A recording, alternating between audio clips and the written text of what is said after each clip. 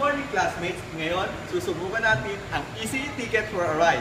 First, ito po yung ating mobile application. Ngayon po, nakaregister na po ako. So, gagawin ko na lang po, my ticket. Ngayon po, ito po yung QR code na magsaserve sa akin as a ticket. Ilalagay po natin ngayon dito. Using the QR scanner, i-scan po yan ng ating scanner.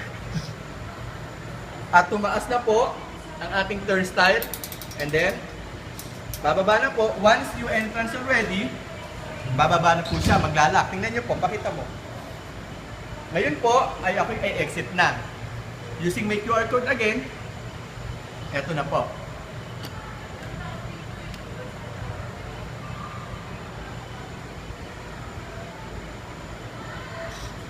Tumaas na ulit.